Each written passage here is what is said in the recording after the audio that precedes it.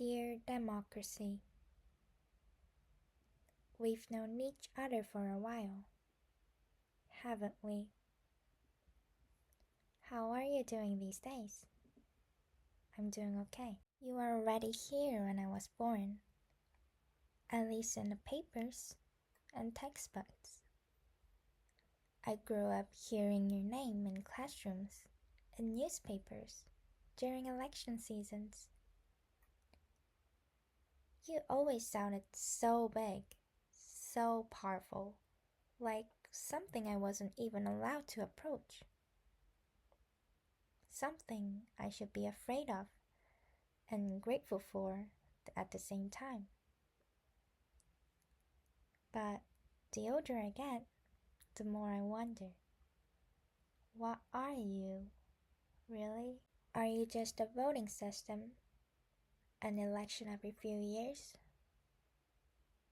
Are you the protests I see in Gwanghwamun or in subway stations? Are you the silence in the classrooms and on the streets when no one wants to speak honestly? Are you the freedom or just the illusion of it? Lately, I've been learning more about you, but the more I learn, the more confused I feel. My professor said you're about freedom, equality, and people choosing their leaders. That a democratic society means people can speak freely and vote equally. But in the real world, I also learned that people often need to be rich before they can afford democracy. Because if you're poor, you don't have the time or the energy to think about abstract things. Maybe you're a privilege for wealthier countries. They say you arrived in Korea in 1987. The streets were full. People shouted, cried, and came together as a minjong. They fought for change, and they got it. Men, women, taxi drivers, students, teachers. They were strong because they stood together, fighting for one goal. You. These stories are told with pride.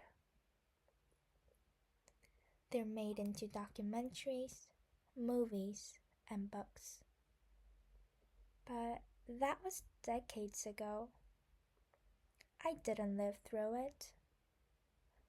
All I have are photos and textbooks. And one question keeps coming back to me. Is Korea democratic now? Because right now, you feel tired. Or maybe I do. I see politicians yelling on TV, not listening, just fighting. I see scandals, broken promises, generational conflict. A younger generation too exhausted to care and too scared to dream. Too scared to speak out. To be honest, in class, we talked about how you're not just a system. You're a way of life. We talked about minjung, participation, trust, honesty, debate, and freedom. But when was the last time someone actually listened to our voices? You see, democracy, I want to believe in you. I want to believe you're more than just a symbol, that you live in people, in conversations, in messy, complicated societies, even when everything feels broken. But sometimes you feel like a stranger, or worse, a myth, a lie. Still, I've seen you. I'm trying to follow your traces. In 2016, millions held candles and brought down a president. Even this year, in 2025, millions came together again and brought down another one.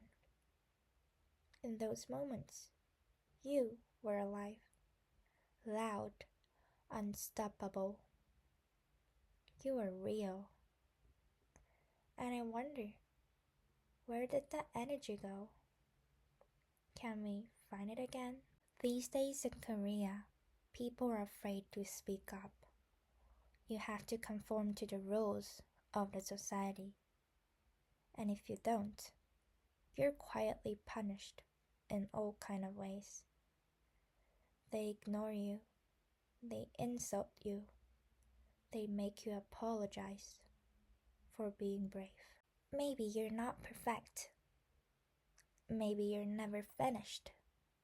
Maybe you're something we have to keep fighting for every day in small, quiet ways. So here I am, writing this letter. Not as a brave citizen who knows everything. Not as a political expert. Just as me. Trying to understand you. Trying to find you. Trying to talk to you. And to ask you to stay with us. So, do you hear me? I hope so. From Jenny.